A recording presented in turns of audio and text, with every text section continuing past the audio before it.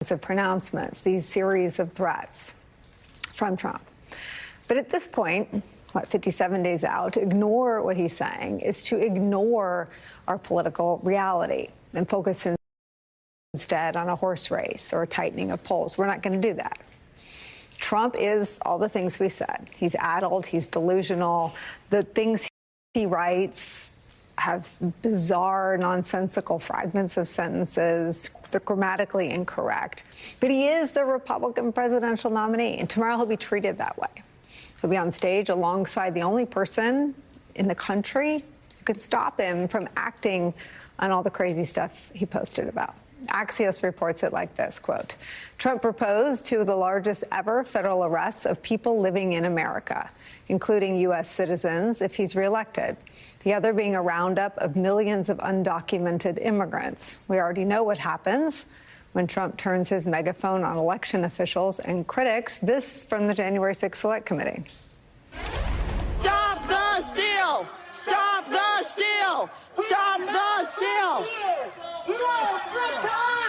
You're a threat to democracy! You're a threat to free and honest elections! We love America! We love our rights and our freedom! Tyranny will not be allowed in our country. You're a tyrant, you're a felon, and you must turn yourself in to the authorities immediately.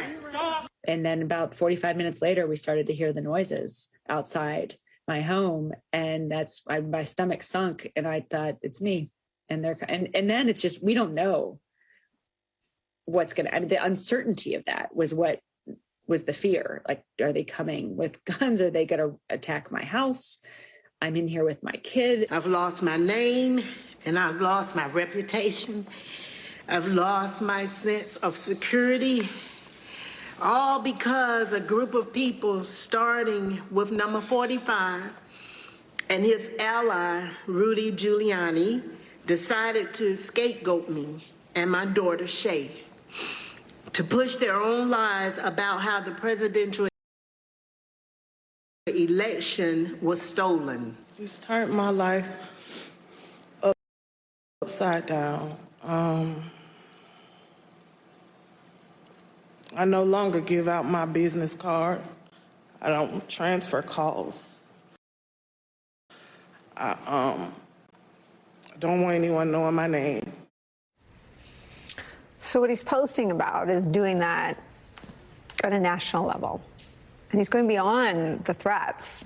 He's going beyond the proposals that are in black and white in Project 2025 or the promises of his allies and aides that they make day after day in right-wing media. Trump is now making it clear that he will, as the Harris campaign said in a statement, quote, use his unchecked power to prosecute his enemies and pardon insurrectionists who violently attacked our Capitol on January 6th. The Republican presidential nominee promising to imprison scores of political opponents and critics ahead of the first presidential debate with Vice President Harris is where we begin today with some of our favorite reporters and friends. With us at the table, Democratic strategist and professor at Columbia University, MSNBC political analyst Basil Smykel's here, plus NBC News correspondent Vaughn Hilliard's here.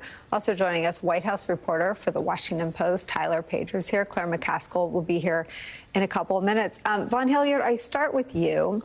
There's a sameness to the Trump story, right? It's been going on for 9 years, and we call on you and you deepen our understanding of what he says. But I think what we know through your lens is there's a deepening of the extrajudicial reliance. There's a deepening of the socializing with his supporters, the potential for violence and mass prosecutions and mass imprisonments. Why? When we talk about mass potential prosecutions, we're talking about a Department of Justice that is not one run by Bill Barr as Attorney General. You're talking about a White House counsel that is not Don McGahn.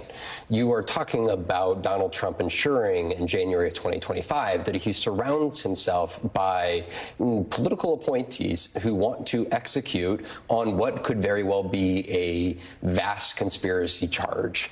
You are looking at somebody like Stephen Richer, Maricopa County recorder. He's a Republican. I just was on the phone with him just a bit ago here. He's one of those elections officials who faced a lot of heat in 2022. And he said his concern, looking at a social media post like that from Donald Trump, is not only the threat of retaliation come 2025 and the prosecution, but it's the threat that some of these elections officials could very well feel in real time when Trump makes unsubstantiated claims of voter fraud.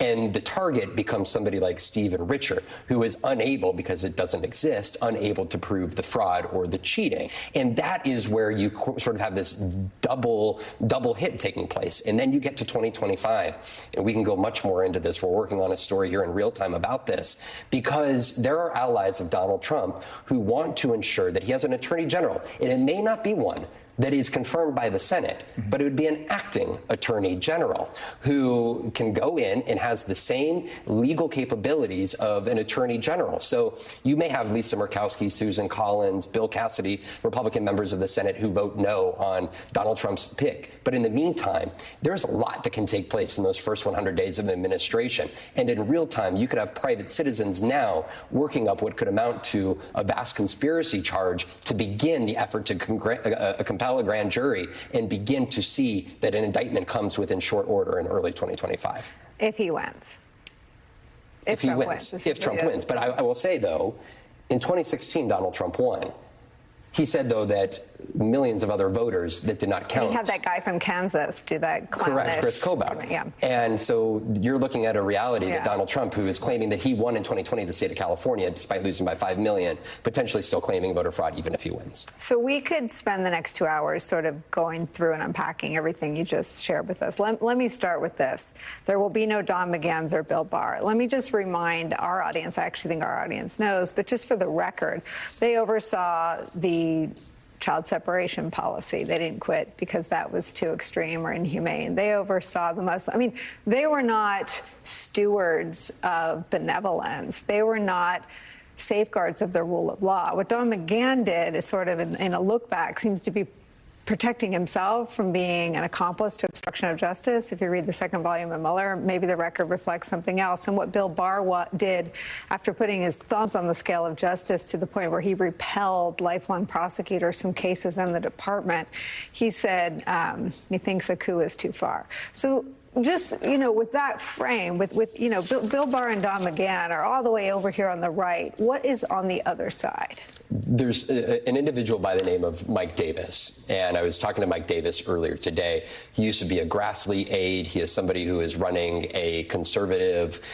legal group that is aligned with Donald Trump, very close with the likes of Steve Bannon and others. Don Jr. has floated him openly as Don Jr., who picked J.D. Vance, is still nominating people? He has openly said that he should be a good acting attorney general, somebody that could, in the first months, execute on what would be those vast indictments. I was talking with Mike Davis earlier. He said he doesn't believe he could constitutionally be the acting attorney general, but there are individuals who could.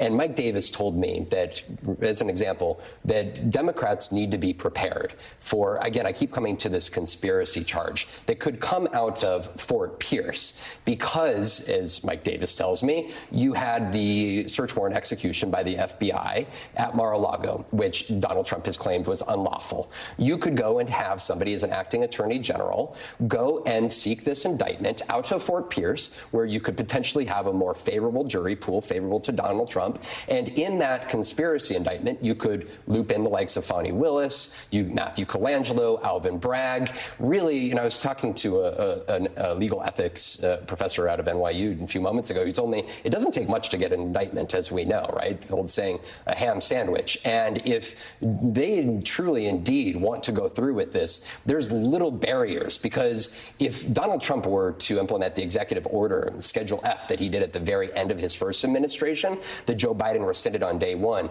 they would be able to go and fire a vast number of career officials and turn those into political appointment positions. So while you may have some career DOJ officials who would not want to do Donald Trump's bidding, you could argue Donald Trump could very well in those first months come in, move those people out from being career officials, turn them into political appointment positions.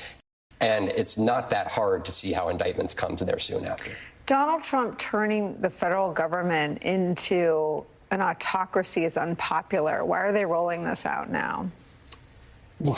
Because Donald Trump's been indicted 4 times, and you should expect to hear Kamala Harris on the debate stage roll out the fact that she's been indicted 4 times, or he's been indicted 4 times. You should expect Kamala Harris tomorrow to tell the American public that he was found to have sexually abused and defamed E. Jean Carroll. You should expect Kamala Harris tomorrow night to tell the American public that he was fined $400 million for fraud from the Trump Organization. So Donald Trump has one story to share.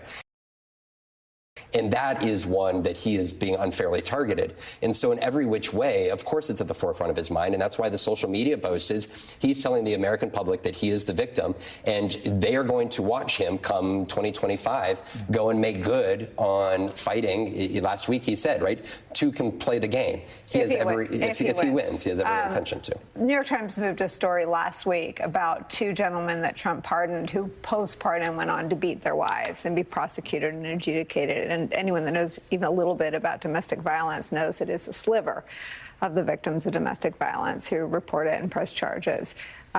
So in that sliver, 2 people who happened to be pardoned by Donald Trump went on to commit heinous crimes against their most intimate partners. Is he really going to come out swinging on crime? He's got no shame, no concerns, no soft spots in his view?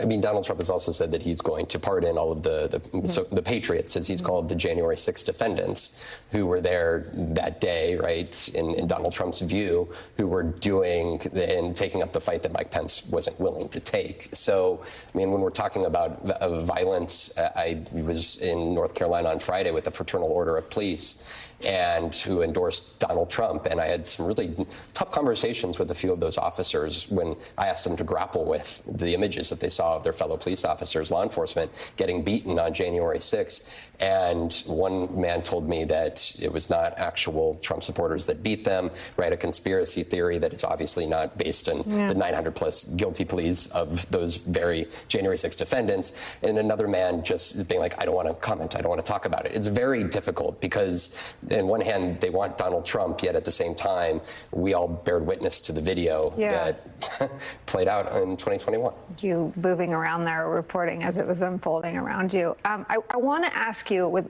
all of your knowledge of sort of the non-reality on Earth 2, and all of your reporting on sort of where his movement is, where do you assess sort of the appetite for something violent and not in line with even what happened 4 years ago for our election, as you sit here today?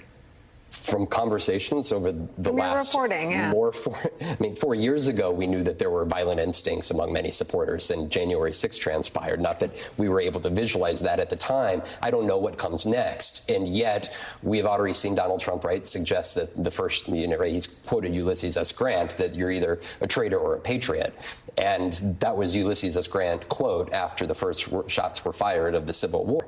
And talking to his supporters, they truly feel like this is the final battle for the American democracy in their mind.